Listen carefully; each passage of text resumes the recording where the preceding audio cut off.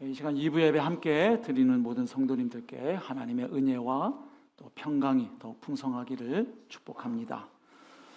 그리고 또 새롭게 출발하는 사역 팀에 헌신하신 성도님들께 감사를 드립니다. 이제 각 국별로 여러 지금 사역 팀들이 이제 하나하나 조직되고 있고 지금 팀장님들이 세워지고 있는데요. 앞으로 그 모든 사역을 통해서 우리 교회가 더 복음이 이끄는 선교적 공동체로 세워져 가고 또 쓰임받을 수 있게 되기를 소망합니다. 오늘날 우리는 온통 자랑으로 가득 찬 세상에 살고 있습니다.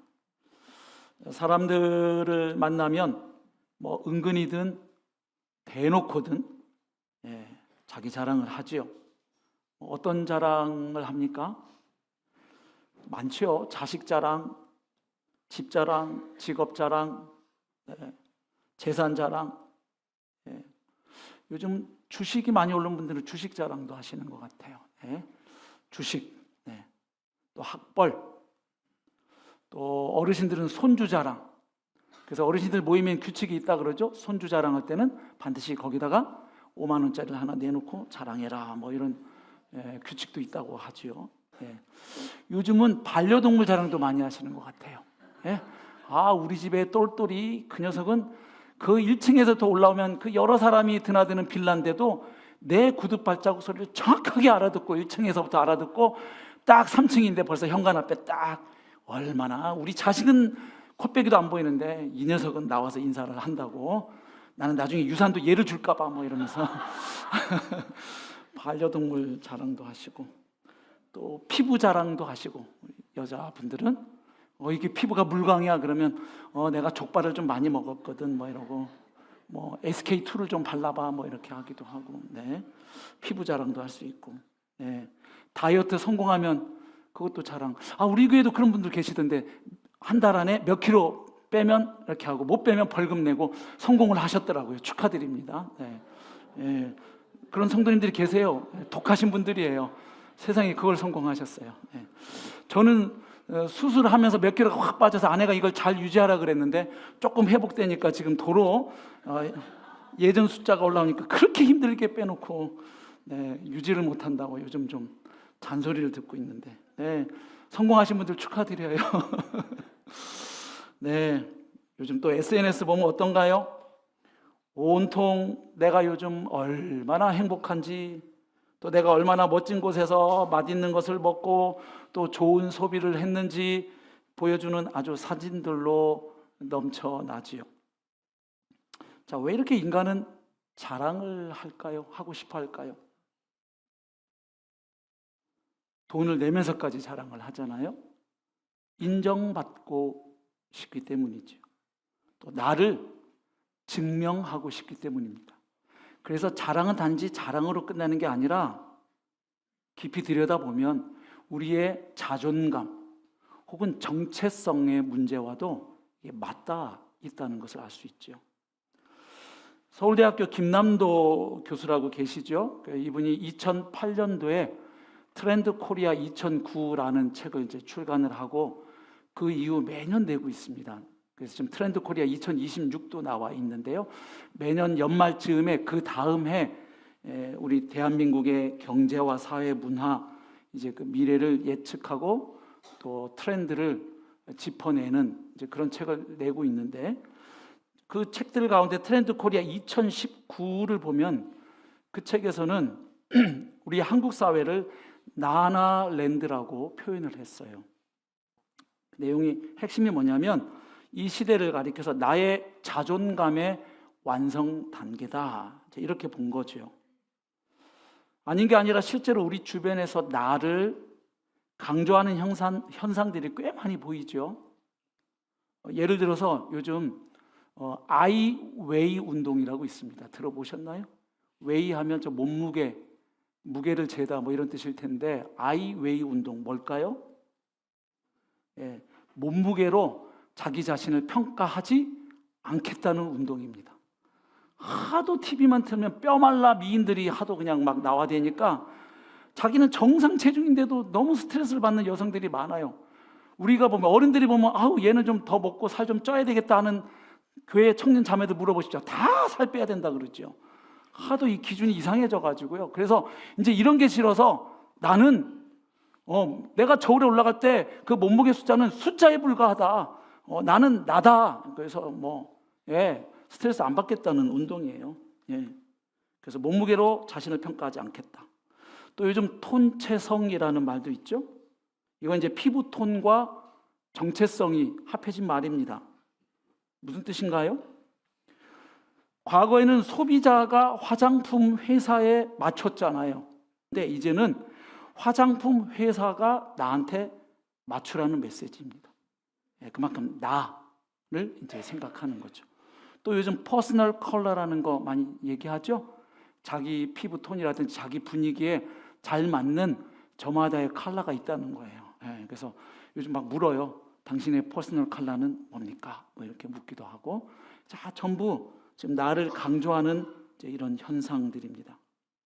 자, 그런데 잠깐 생각해 보십시오. 왜 이렇게 사람들이 나에 집착을 할까요? 그것은 어쩌면 평소에 자신이 그만큼 소외되고 있다고 느끼기 때문에 오히려 더 강하게 나를 내세우는 건 아닐까요? 여러분, 마치 손가락이 아프기 전에는 손가락 전혀 신경 쓰이지 않잖아요. 그러다가 어디 하나가 막 못에 박혔거나, 어제 청년들도 3층에서 바베큐 파티하다가 자매 하나가 보니까 이렇게 못이 가시가 들어갔죠. 그래가지고 2층 내려서 송기창 목사님이 그거 빼주신 것 같던데 제가 보니까 여기 딱 통증이 느껴지면 어떻게 되나요? 온 신경이 그 손가락 끝으로 다 가는 거지요. 그런 것처럼 말이에요. 자, 이런 의미에서 우리 사회는 자존감 완성의 단계가 아니라 오히려 자존감 결핍의 단계가 아닐까, 이런 생각도 해보게 됩니다. 최근 종영한 드라마 제목이 그걸 아주 잘 보여줍니다. 이 드라마 제목이 모자 무사입니다. 지금 포스터 잘 보이시는데 저기 보면 모자 무사인데 이게 줄임말이에요. 원래 제목은 모두가 자신의 무가치함과 싸우고 있다. 이게 이 드라마의 제목입니다. 저도 아내하고 좀 봤습니다. 보니까 주인공이 말이죠, 잘난 친구들 사이에서 혼자만 너무 안 풀려가지고, 저 구교한 배우인데 시기와 질투로 아주 괴로워하고 힘겨워하고 거의 막 미쳐버릴 지경인 황동만이라는 그 영화 감독 지망생이에요. 주인공이에요. 근데 그 드라마를 보면 이 주인공만 그런 게 아니에요. 그 드라마에 나오는 모든 사람들, 인물들이 다 저마다 자신의 무가치함과 치열하게 싸우는 모습입니다. 자신의 존재의 의미를 발견하기 위해서, 그리고 자신의 존재의 가치를 증명해 보이기 위해서 정말 눈물겹게 싸우는 모습을, 이 시대 도시인들의 모습을 아주 잘 보여주고 있습니다.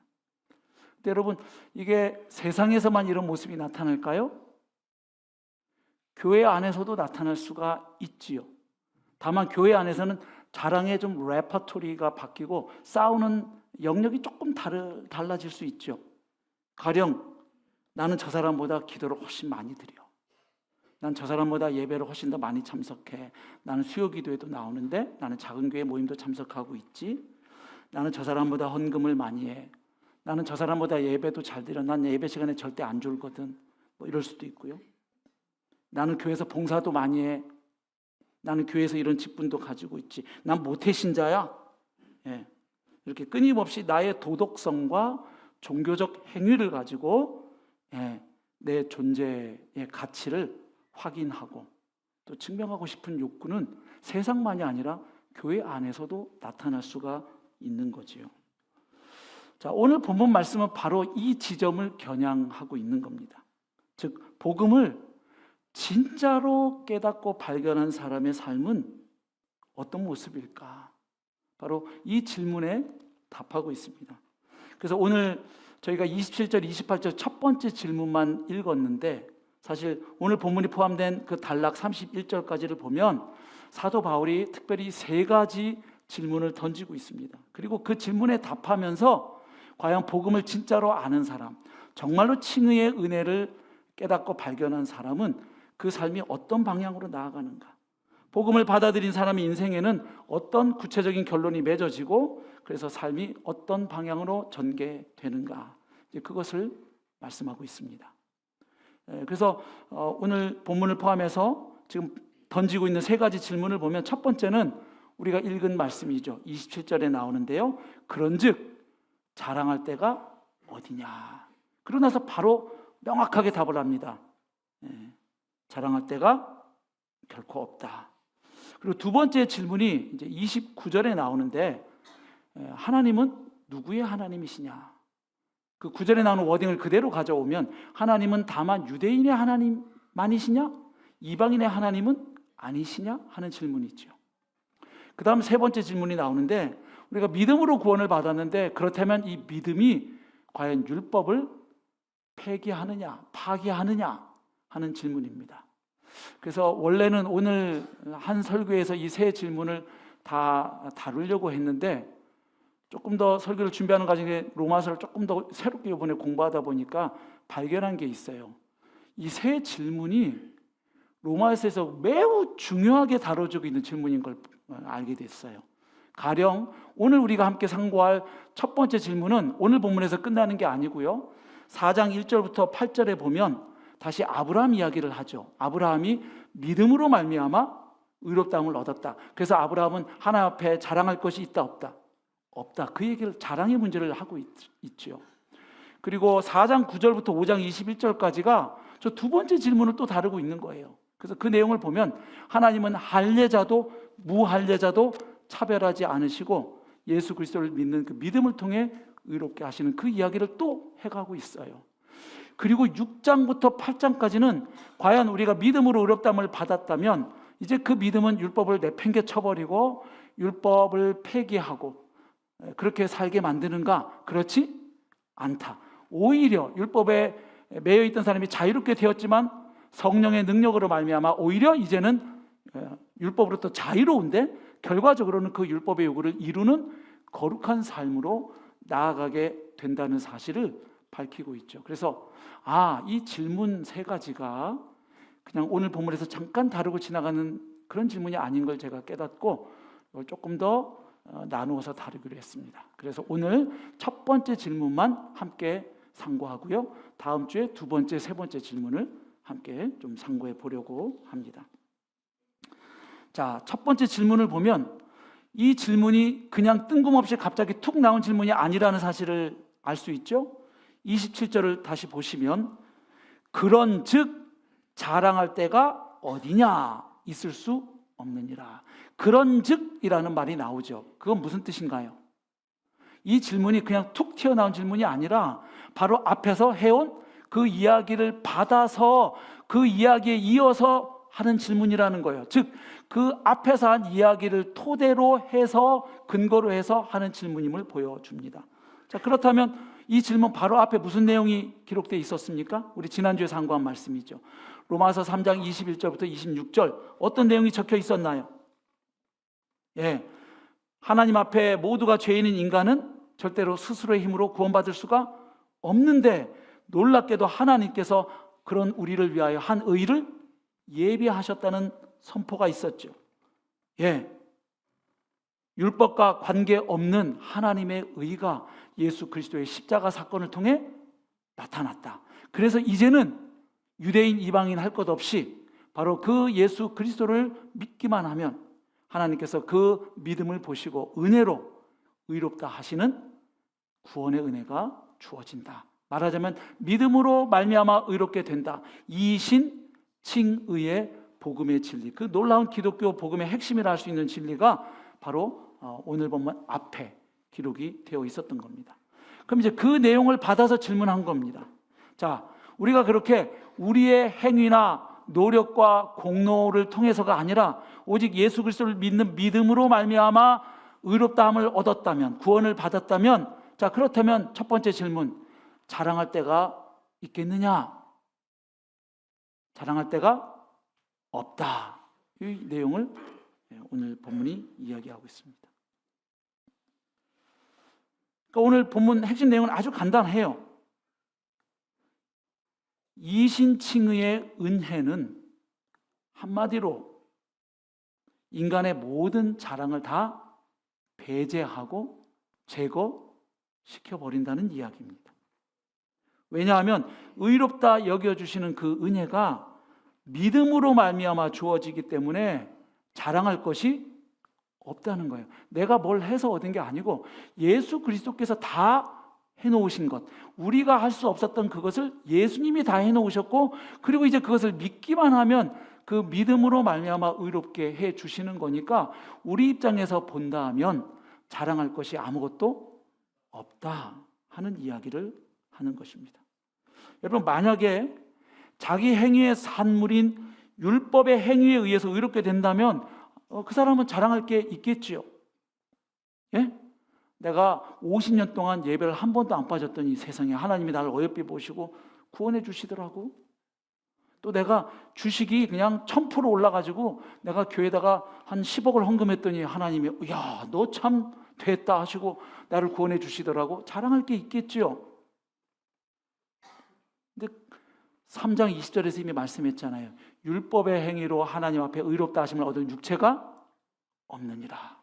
그리고 오늘 본문 28절에서 또 말씀하죠. 사람이 의롭다 하심을 얻는 것은 율법의 행위에 있지 않고 믿음으로 되는 줄을 우리가 인정하노라. 예. 그래서 구원이 행위의 법으로 되는 것이 아니라 오직 믿음의 법으로 되었기 때문에 이 구원의 은혜를 입은 사람은 절대로 자기 자랑을 할 수가 없다 하는 것이 오늘 본문의 말씀입니다. 하나님 앞에 죄인인 인간이 자신의 노력과 선행으로 구원을 받는 것이 아니라 오직 믿음으로 구원받기 때문에 인간은 이제 하나님 앞에서 자기의 선행이나 노력, 공로에 대해서 자랑할 것이 없다 하는 말씀입니다. 왜냐하면 믿음이란 본디 전적으로 예수님과 예수님이 행하신 일을 의존하는 것이기 때문이에요. 그러니까 믿음은 나를 믿는 게 아니잖아요. 예. 그래서 믿음으로 구원받았다는 말은 전적으로 하나님의 은혜로, 그리고 예수 그리스도의 대속의 공로로만 구원받았다는 것을 의미하니까 자연스럽게 논리적인 귀결로 내 입장에서는 자랑할 것이 아무것도 없다 하는 이야기가 되는 것이죠. 자, 바로 여기에 복음의 가장 강력하고도 독특한 성격이 나타납니다. 복음을 제외한 이 세상의 모든 종교와 철학은 그 기본 모드가 있습니다. 그게 뭐냐면 행위의 법을 따른다는 거예요. 가령 이런 말을 하죠.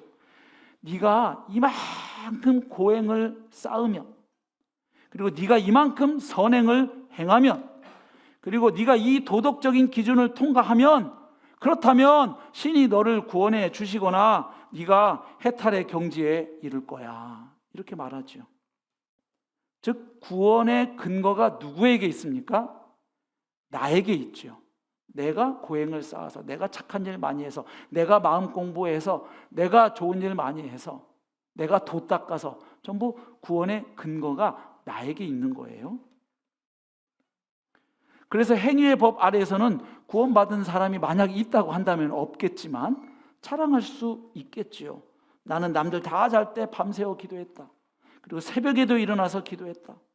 그리고 남들 돈 펑펑 쓸 때 나는 그거 아껴가지고 가난하고 어려운 사람들 열심히 돕고 구제했다. 그래서 내가 이 자리에 오게 되었어. 이렇게 자랑할 수 있겠지요. 그러나 그게 불가능하다는 사실을 이미 로마서는 앞에서 철저하게 규명을 했고 선포를 했지요. 결국 복음은 믿음의 법입니다. 근데 적지 않은 분들이 또 이렇게 오해를 해요. 물론 내 행위로 구원받는 건 아니지만 그래도 내가 예수를 열심히 믿어준 그 내 믿음의 결단, 그 정성 때문에 그래도 구원받은 거 아닌가? 이렇게 생각하는 분들도 계신 것 같아요. 아닙니다. 만약에 내 믿음의 깊이나 결단이 구원의 근거가 된다면 그것은 또 다른 형태의 공로가 되고 행위가 되는 것이에요. 구원은 오직 하나님의 은혜로 말미암아 그리고 믿음으로 받는 것이죠. 그래서 믿음은 결국 내 의를 포기하는 것이에요. 그래서 다 이렇게 기도하고 믿음에 들어섰죠. 하나님, 저는 제 힘으로 저를 구원할 수 없는 전적으로 부패한 죄인입니다. 저는 영적으로 파산했습니다. 그래서 이 구원의 문제에 관한 다른 건 몰라도 저는 아무것도 할 수 없는 철저하게 무능한 자입니다. 제 손에는 아무것도 없습니다. 이렇게 고백을 하고, 그래서 이제 오직 예수 그리스도께서 십자가에서 이루신 그 완전한 의를 붙잡는 것이 믿음이에요. 예. 그래서 구원의 근거는 100% 예수님께 있고, 우리는 그저 그것을 믿음으로 선물 받는 겁니다. 예. 그래서 믿음이 소중하긴 하죠. 믿음으로 은혜를 받는 거니까. 그러나 그렇다고 해서 믿음을 자랑할 수는 또 없는 거예요. 생각해 보십시오. 예? 거지가 있는데 왕이 너무 불쌍히 보고 엄청난 보물을 선물을 했어요. 그랬더니 거지가 집에 가거나 동료들 만나갖고, 내가 이 내밀은 손으로 이걸 내밀어서 이 엄청난 보물을 받았다고 자랑질을 하면 사람들이 뭐라 그러겠어요. 예, 거기서는 그 거지에게 호의를 베풀고 엄청난 선물을 준 그 왕의 은혜가 본질인 거지요. 예, 그래서 믿음이 중요하긴 하지만 자랑질을 할 수는 없는 거지요. 예, 그래서 진짜 복음을 만난 사람, 이 믿음으로 말미암아 주어지는 의, 이신칭의의 은혜, 이 놀라운 은혜를 정말로 깨닫고 경험한 사람에게 나타나는 첫 번째 징후가 뭐냐? 오늘 본문은 그걸 이렇게 말합니다. 바로 자랑의 상실이다. 그 전에 자랑거리로 여기던 것이 이제는 내려 놓아지게 된다 하는 것입니다. 자, 우리는 이것을 사도 바울에게서 잘 발견할 수 있죠. 여러분, 부활하신 주님을 만나 구원받고 또 사도로 부르심 받기 전에 사도 바울은 인간적으로, 세상적으로 자랑할 것이 매우 많은 사람이었습니다. 빌립보 교회 안에 또다시 복음을 붙들지 않고 자기 자랑하는 사람들이 많아졌어요. 소위 할례파라고 하는 사람들. 그래서 그 사람들에게 바울이 편지 가운데 뭐라고 이야기합니까? 우리 빌립보서 3장 4절부터 봅시다. 그러나 나도 육체를 신뢰할 만하다. 하도 그 사람들이 자기 육체적인 조건을 가지고 자랑을 하니까, 이 세상적 조건을 그렇게 니네 하는데, 나도 그거 따져보면 만만치 않은 사람이야. 이제 이 이야기를 하는 거예요. 쉽게 이야기하면. 만일 누구든지 다른 이가 육체를 신뢰할 것이 있는 줄로 생각을 하면 나는 당신들보다 더욱 그러합니다. 그리고 이제 하는 이야기가 있어요. 5절 보시면, 나는 8일 만에 할례를 받고 이스라엘 족속이요 베냐민 지파요 히브리인 중에 히브리인이요 율법으로는 바리새인이요 열심으로는 교회를 박해하고 율법의 의로는 흠이 없는 자라. 여러분, 이 바울의 이 고백, 구원받기 전 자기 상태를 얘기하는 거죠. 이 고백을 가만히 들여다보면 오늘날 사람들이 보통 자신의 자존감을 형성하는 세 가지 근원이 보입니다. 저도 참 감동적으로 읽은 책인데, 이 알리스턴 맥그레스하고 조애나 맥그레스가 쓴 책 가운데 자존감, 십자가와 그리스도인의 자신감이라는 책이 있거든요. 근데 이 책에서 사람들이 다 저마다 자기 자존감을 세우기 위해서 붙잡는 게 보편적으로 세 가지가 있다는 거예요. 자, 그게 뭘까요? 첫 번째는 혈통이에요. 혈통. 예, 좀 보여주실까요? 자, 혈통은 뭘 의미합니까? 나의 집안 배경, 또 출신으로 형성되는 자존감을 말해요. 두 번째는 역할 수행이에요. 이것은 자신이 이룬 성취 혹은 성과로 형성되는 자존감을 뜻해요. 세 번째는 타인의 인정과 사랑이에요. 그래서 다른 사람들이 나를 얼마만큼 사랑해주고 또 인정해주는가, 그걸로 형성이 되는 자존감. 그래서 사람들이 자기 자존감을 세우고 형성할 때는 요 세 가지 중에 어느 하나를 붙잡든 아니면 세 가지를 다 붙잡고 자신의 자존감을 세운다는 이야기죠. 근데 지금 바울의 고백을 보니까 이 세 가지 요소가 다 나타나죠. 한번 보실까요? 첫 번째, 바울의 혈통. 요즘 말로 제가 좀 번역을 해보면 한마디로 금수저 집안이다, 이런 얘기죠. 자, 바울이 자기를 뭐라고 소개했습니까? 구원받기 전에 나는 베냐민 지파요 그랬잖아요. 이게 무슨 뜻이죠? 이스라엘에 12지파가 있는데 그 중에 나는 한 지파인 베냐민 지파다. 단순히 이 말이 아니죠. 베냐민 많이 들어보신 것 같지 않아요? 요즘 이스라엘 총리 이름이 뭐예요? 베냐민 네타냐후죠. 베냐민 들어보셨을 거예요. 네. 베냐민 지파라는 건 이런 뜻이 되는 거예요. 나는 이스라엘의 첫 번째 왕인 사울을 배출한 명문 가문 출신이야. 이런 뜻이 되죠. 왕을 배출한 가문이야. 첫 번째 왕. 그것도. 자, 그 다음 히브리인 중에 히브리인이다. 이건 무슨 뜻입니까? 순수 히브리 혈통과 그 전통을 잘 지켜온 집안이다 이거예요. 자기 집안이. 요즘 한국식으로 표현하면 뼈대 있는 집안이다 이런 뜻이 되는 거예요. 예? 매일 곰탕을 드시나? 뼈대 있는 집안이어서. 아무튼 그 다음 바울의 성과를 보면 한마디로 성공한 사람이죠. 자, 뭐라고 표현했습니까? 나는 열심으로는 교회를 박해하고 그리고 율법의 의로는 흠이 없는 사람이야. 이렇게 얘기를 했죠. 무슨 뜻입니까? 나는 율법을 거의 완벽하게 지켰고 그리고 교회를 박해할 정도로 유대교에 대해서 헌신한 사람, 열정이 대단한 사람입니다. 그 얘기를 하는 거예요. 물론 구원받기 전에 그랬다는 거죠. 세 번째로 바울이 다른 사람에게 인정받는 수준을 보면 요즘 말로 번역해 보면 인싸 아니 핵인싸죠. 예. 율법으로는 바리새인이요 그랬잖아요. 유대교의 종파가 여러 개 있었잖아요. 바리새파, 사두개파, 에셈파, 열심당원 그 많은 종파가 있는데 그 중에 바리새파는 가장 존경받는 그룹이었거든요. 나는 가장 존경을 받고 가장 율법을 지키는 일에 열심인 바리새파 소속이야. 자랑하는 거죠. 그래서 바울은 이런 배경과 성과를 가지고 있었기 때문에 아까 빌립보서 3장 4절에서 나도 육체를 신뢰할 만한 사람이었어. 근데 그 이야기를 하는 이유가 나 잘났어 하는 얘기를 하려는 게 아니고 지금 교회 안에서 자기 자랑하는 사람들 향해서 나도 그랬는데 예수님 만나고 나니까 그게 다 어떻게 보이더라? 배설물과 같이 보이더라. 그래서 나는 그걸 다 이제는 그 자랑거리 그거를 나는 이제는 해로 여겼다. 손해로 여겼다는 거예요. 그래서 그걸 내가 다 버렸다. 왜? 누구를 만났기 때문에? 예수를 만났기 때문에. 예. 그래서 이렇게 고백하는 거예요. 우리 빌립보서 3장 7절 말씀 보실까요? 그러나 무엇이든지 내게 유익하던 것을 내가 그리스도를 위하여 다 해로 여길 뿐더러 또한 모든 것을 해로 여김은 그전에 자랑거리였던 거 사람들이 다 부러워할 만하던 조건인데 그걸 이제 내가 다 손해로 여기는데 그 이유는 내 주 그리스도 예수를 아는 지식이 가장 고상하기 때문이다.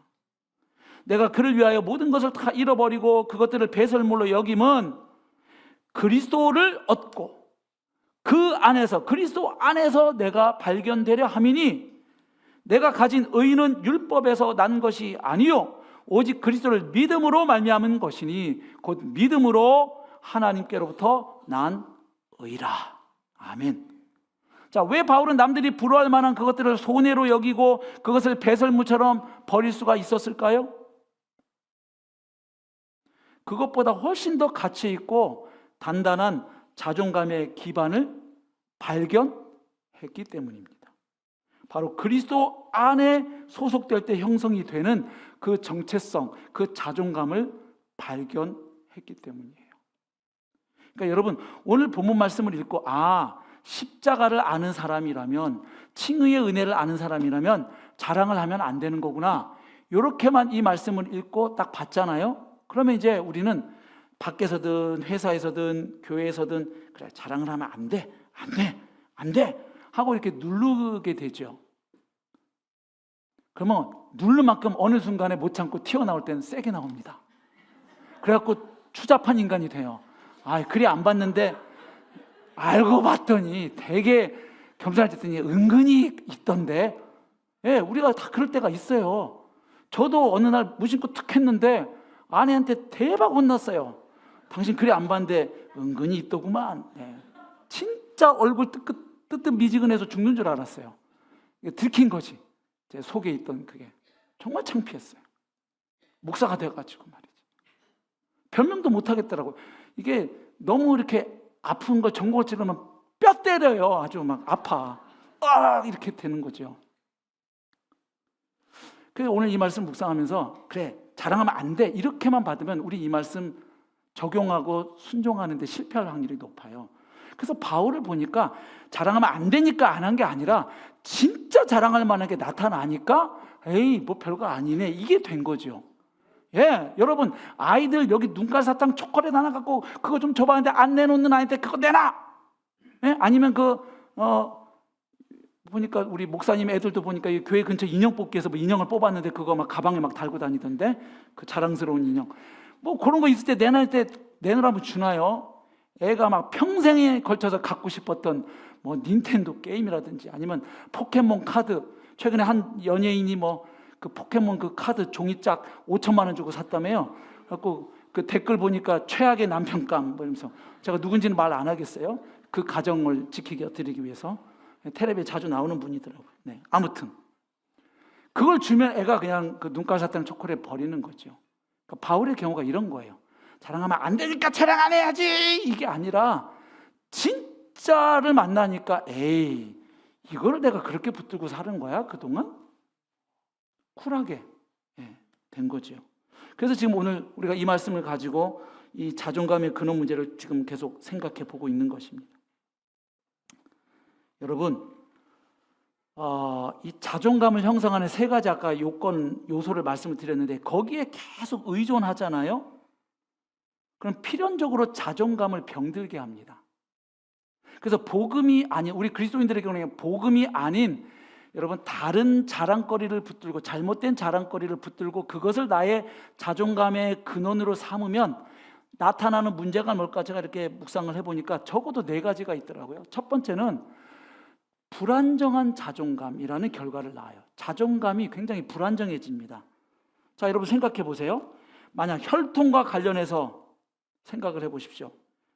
내가 서울에 있는 명문대학을 다니고 있어요. 그래서 저 지방에 이름 한 번도 안 들어본 대학을 다니고 있는 친구를 만나면 어떻게 될까요? 조금 자랑스럽겠죠. 근데 옆에 사람 보니까 하버드대생이 한국에 왔네. 금방 찌그러지는 거죠. 예. 롤러코스터처럼 이게 오르락 내리락 할 수 있죠. 또 역할 수행과 관련해서 한번 생각해 보십시오. 남들보다 내가 좀 더 성과를 내면 효능감을 느껴요. 근데 나보다 더 뛰어난 사람을 만나면 무능감을 느끼게 되죠. 그래서 어제는 굉장히 자랑스러웠던 나의 성과가 오늘은 굉장히 초라하게 느껴질 수도 있어요. 요즘 주식 얘기하는 분들 이렇게 귀동냥에서 들어보니까 제가 우장산 산책하다가도 들어요. 한 분이 입이 이렇게 귀에 걸렸어요. 그래가지고 자기 거의 뭐 50% 올랐다고 자랑하니까 그 옆에 어른이 축하하네. 그러더니 묵직하게 한마디 나는 400% 올랐는데 깨갱? 네. 뭐 얼마 전에 뉴스에도 나오더군요. 한 분이 재판을 받고 6년형 선고를 받은 거예요. 그렇죠? 그래가지고 이제 감옥에 들어가서 6년을 살아야 되는데 6년 동안 감옥에 들어가니까 자기가 살던 전셋집 이거 어떡하다 고민해갖고 그 전셋값 2억 6천을 빼가지고 효성중공업 주식에다 다 몰빵을 해놓고 감옥에 들어갔다는 거지요. 6년 살고 나왔더니 제가 본 수치는 1,000억인데 공을 만약 기자가 잘못 썼다고 하면 100억일 거고 100억이든 1,000억이든 말이 됩니까? 그래서 제가 이게 가짜 뉴스 아닌가 싶어서 효성중공업 저는 주식을 전혀 안 하고 있고 모르니까 그 보니까 저는 맨날 듣는 게 삼전닉스 뭐 그래서 삼성전자고 SK 하이닉스만 근데 효성중공업 주식이 그렇게 비싸다며요. 여기서 지금 이제 끄떡끄떡 하신 분은 좀 아시는 그쪽 세계에 입문하신 분이에요.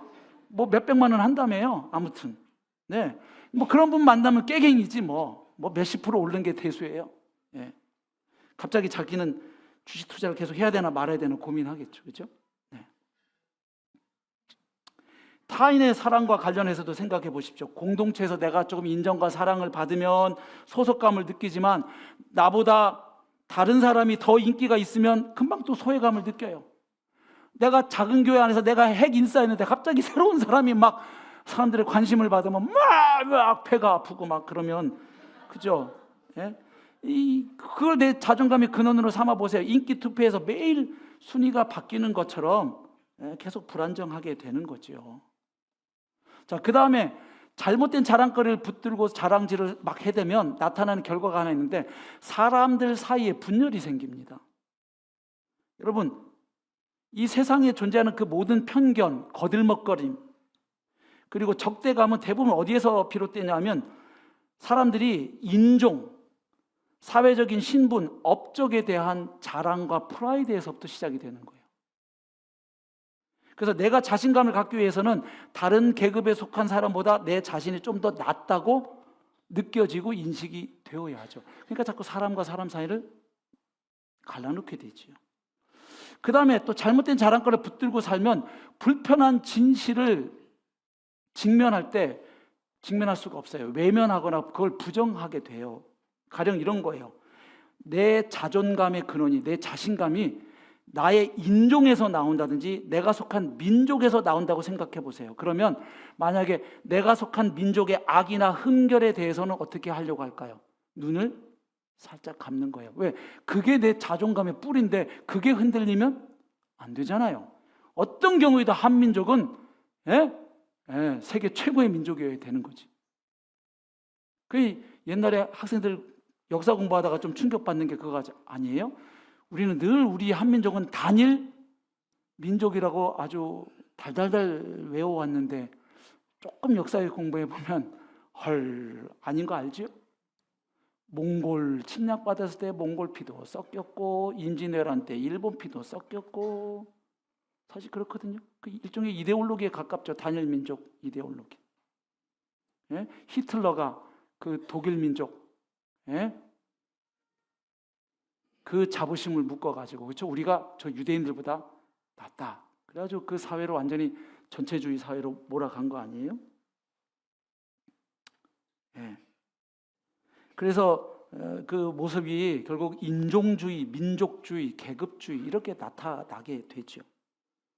만약 내 자신감이 부모와 자식 그리고 배우자의 사랑으로부터 나온다면 내가 그렇게 아끼고 사랑하는 사람의 죄나 그들과의 관계에서 생기는 문제에 대해서는 조금 모른 척할 수밖에 없어요. 왜냐하면 내 자존심이 거기에서 오는 거니까. 그래서 꼭 필요할 때 진실을 말해주거나 사랑의 매를 들 수가 없어요. 만약 나의 자신감, 자존감이 도덕적인 성취에서 비롯되었다면 나에게서 나타나는 내 죄나 이기심은 못 본 척 해야 되죠. 내가 돈은 많이 못 벌었어도 나는 그래도 누구보다도 도덕적으로 착하게 살아왔다는 자부심이 있는데 어느 날 내 안에도 어마무시한 괴물이 있다는 걸 딱 깨달았고 그걸 보면 직면하기가 쉽지 않죠. 그 다음에 또 하나는 불안감입니다. 두려움이에요. 미래에 대한 불안감. 그리고 특별히 내가 자랑하고 있고 그래서 그것을 나의 정체성의 근원으로 삼고 있는데 그게 이렇게 흔들릴 위기에 직면하면 불안할 수밖에 없죠. 그래서 여러분 이 세상 사람들이 붙들고 사는 그 자존감하고 복음을 깨닫고 그 복음이 주는 자존감, 성경적 자존감을 붙들고 사는 사람의 차이가 있는데 제가 좀 도표로 정리를 해봤습니다. 한번 보실까요? 자, 세상의 자존감은 성취 기반 자존감이죠.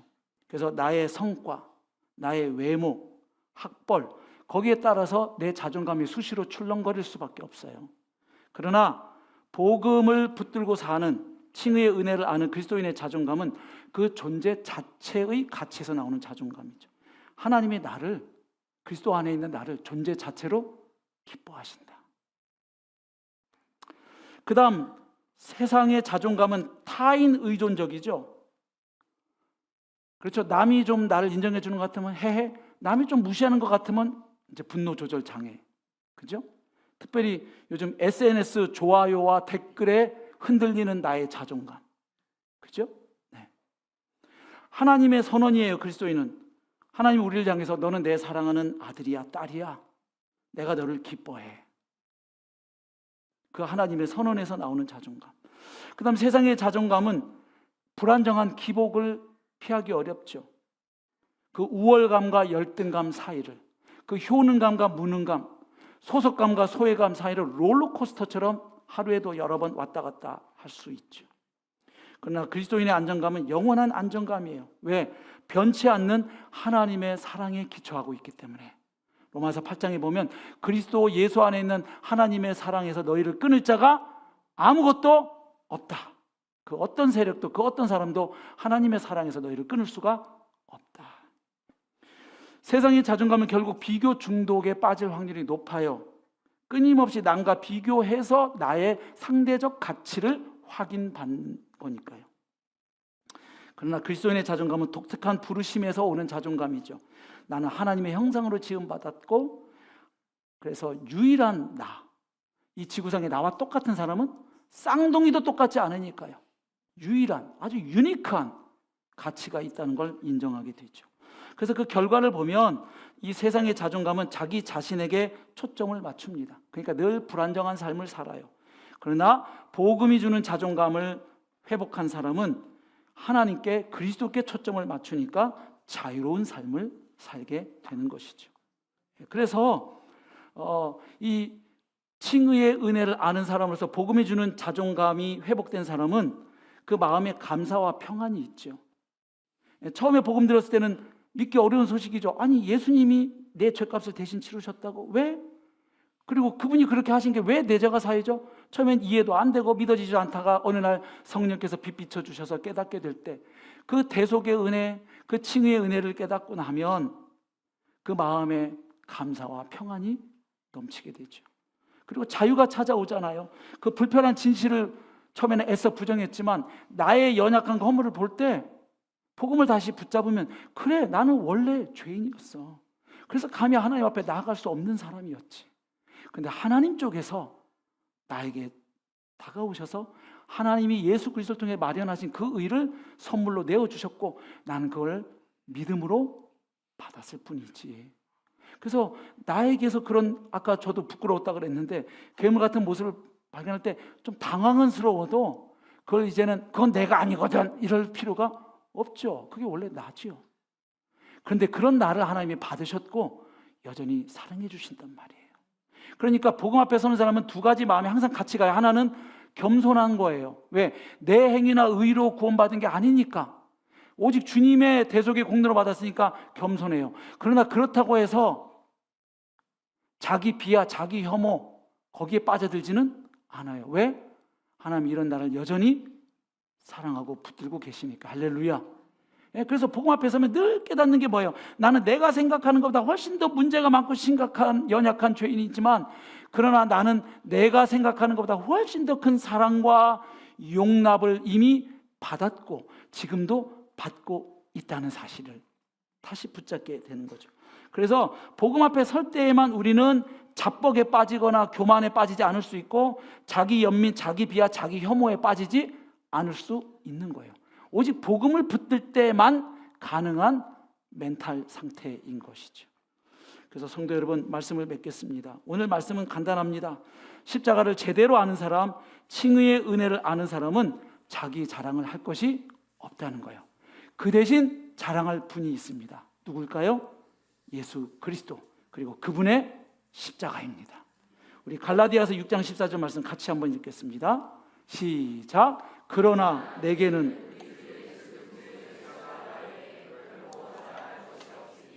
그리스도로 말미암아 세상이 나를 대하여 십자가에 못 박히고 내가 또한 세상을 대하여 그러하니라. 아멘. 이렇게 고백할 수 있는 근거가 고린도전서 1장 30절에 나옵니다.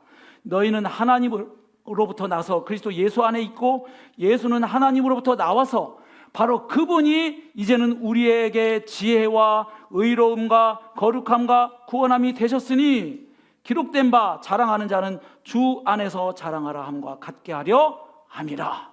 아멘. 여러분, 예전에 자동차 광고 하나 있었죠. 요즘 어떻게 지내느냐는 친구의 말에 그랜저로 대답했습니다.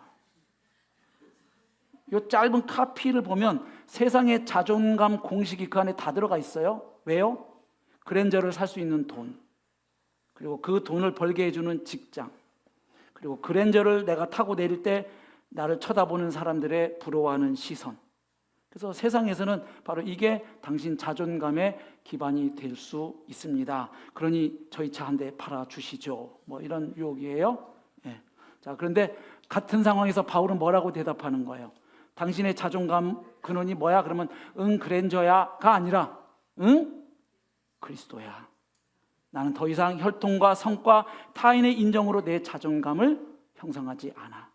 또한 나의 종교적인 열심과 행위로도 내 자존감을 형성하지 않아. 나의 자존감은 예수 그리스도, 그분 안에 있는 나, 바로 거기에서 내 자존감이 나와. 그래서 그는 끝까지 겸손할 수 있었고 끝까지 당당하게 그 복음의 증인으로 살아낼 수 있었다고 믿습니다. 바라기는 이번 한 주간 성도님들과 저에게 바로 이런 은혜가 주어져서 이제 더 이상 과거에 붙들던 그 자랑거리가 아니라 예수 그리스도와 그분의 십자가를 자랑하며 믿음으로 당당하게 행복하게 승리하시는 복된 성도님들 되시기를 주님의 이름으로 축복합니다. 우리 함께 찬양하겠습니다.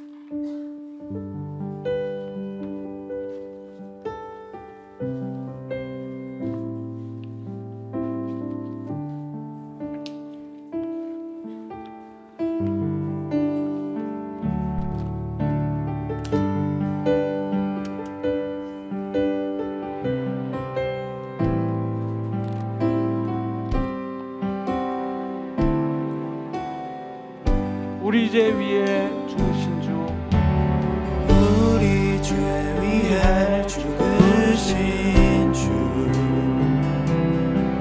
십자가 그 사랑 감사하네. 날마다 주의 형상대로 변화되리라. 십자가 우릴 새롭게 하리. 놀라운 사랑 찬양하리라. 놀라운 사랑 찬양하리라. 우리를 위해 생명 주셨네. 놀라운 사랑, 놀라운 사랑 찬양하리라. 십자가의 그네. 다시 한번 우리 죄 위에 죽으신 주, 우리 죄 위에 죽으신 주, 십자가 그 사랑 감사하네. 날마다 주의 형상대로 변화되리라. 십자가 우릴 새롭게 하리. 놀라운 사랑 찬양하리라. 우리를 위해 생명 주셨네. 놀라운 사랑 찬양하리라. 십자가의 그 능력, 십자가의 그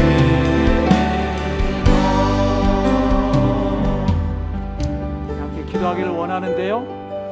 성도님들께 한 가지 질문 여쭙고 싶어요. 최근에 내 자존감이 확 올라간 순간이 있었나요? 어떤 상황이었습니까? 아니면 최근에 내 자존감이 바닥을 친 순간이 있었나요? 그것은 또 어떤 상황에서였나요? 우리 오늘 말씀 기억하면서 다시 한번 내 자존감의 근원, 내 자랑의 근거가 나의 어떠함이 아닌 혈통, 성과, 다른 사람들의 시선과 인정, 평가가 아니라 그리스도 안에 있는 내가 얼마나 존귀한 존재인지, 하나님이 그런 나를 얼마나 아끼고 사랑하시고 붙들고 계시는지를 우리가 다시 한번 믿음의 눈을 열어서 들어서 고개를 들어서 좀 바라봤으면 좋겠고요. 하나님, 제가 더 이상 과거에 붙들던 자랑 이제는 내려놓습니다. 진짜 자랑거리를 찾았으니까요. 하나님, 그것 붙들고 그거 자랑하고 사는 복음의 증인 제가 되기를 소망합니다. 나를 통해서 복음이 영화롭게 되기를 원하오니 하나님, 저를 붙잡아 주시고 이번 한 주 그렇게 주님과 손잡고 걸어가는 복된 여정 되게 하옵소서. 우리 사랑하는 주님의 이름 부르고 기도하겠습니다. 주여,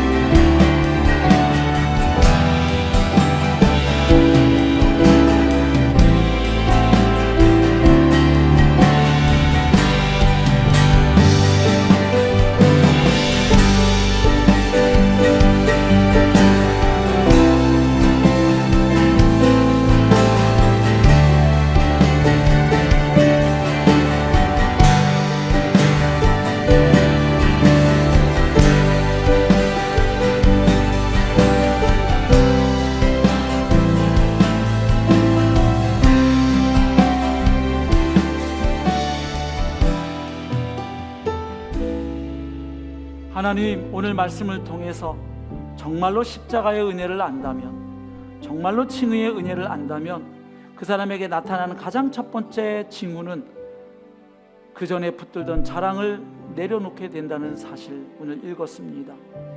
하나님, 그런데 구원 받았는데도, 예수를 믿고 있는데도 우리는 종종 그 자랑거리, 그것을 나의 자존감과 정체성의 근거로 삼을 때가 있음을 하나님 정직하게 고백합니다. 그래서 다시 한번 주님의 은혜를 이 시간 바라봅니다. 그리스도 안에 있는 내가 얼마나 존귀한 자인지, 죄인인 나를 의롭다고 칭하신 하나님의 그 은혜가 얼마나 놀랍고 대단한 복이고 은혜인지, 다른 사람들이 뭐라고 나를 보는 것이 정확한 평가가 아니라 하나님이 나를 어떻다고 말씀하시는 것이 가장 정확한 평가임을 믿음으로 받아들입니다. 그래서 하나님, 늘 복음 앞에서 겸손한 우리가 되게 해주시고, 그러나 또한 동시에 복음 앞에서 당당한 우리가 되게 하여 주시옵소서. 그래서 복음이 주는 그 건강한 자존감, 그것을 통해서 사람들과 관계를 맺고 그들에게 예수 그리스도의 십자가의 은혜를 자랑하고 증거하는 복음의 증인으로 살아가게 하옵소서. 우리를 통하여 주님께서 영광을 받으시옵소서. 예수님의 이름으로 기도하옵나이다. 아멘.